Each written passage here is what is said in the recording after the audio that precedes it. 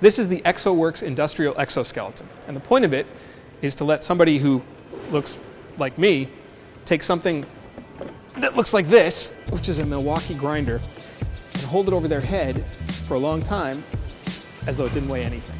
Ekso Bionics grew out of a defense-funded project to make a load-carrying suit for military applications. But the company's best known for a spin-off, a powered therapeutic exoskeleton that people who are paralyzed or who've suffered strokes can use.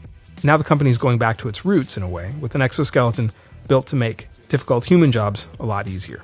Ekso isn't the only company getting into exosuits, but they are one of the first to build one aimed more at construction workers than special forces Put a operators. large metal bit in the front. Sure. Yeah, and then work it, actually. And now For we more see than 5 minutes. Now we see why I went into journalism. That's right. That's right. Go to school, That's kids. crazy. I got to try out the suit at Ekso's Richmond, California factory.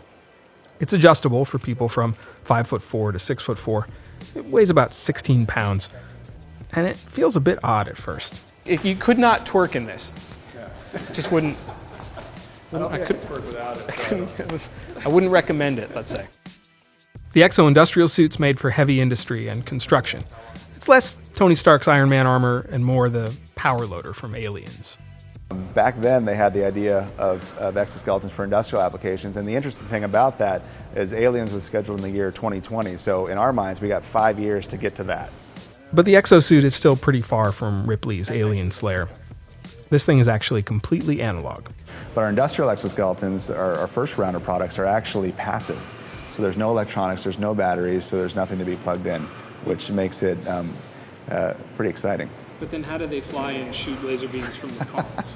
There's no laser beams, we don't have the arc reactor yet like Tony Stark. No, so what our... Seems like a missed opportunity, I just have to say. Yeah, well, we keep asking for it, but no one's developed it yet. Totally different. Up is now completely easy. Like, I would stay like that for hours now. I could even heft a 40-pound grinder like a sword. And the whole premise is that we provide a parallel load path. So we have the tool, there's a gravity balancing arm that mounts to the chassis, and that chassis has a load path that goes all the way to the ground. So the user inside doesn't feel any of the weight. The payload goes down through the structure to the ground, and they're just there to maneuver and move the tool around. But there might be competition soon. Salt Lake City's Sarcos is developing a powered full-body suit. But what I want to know is, will it have a fencing function? I could fence for hours.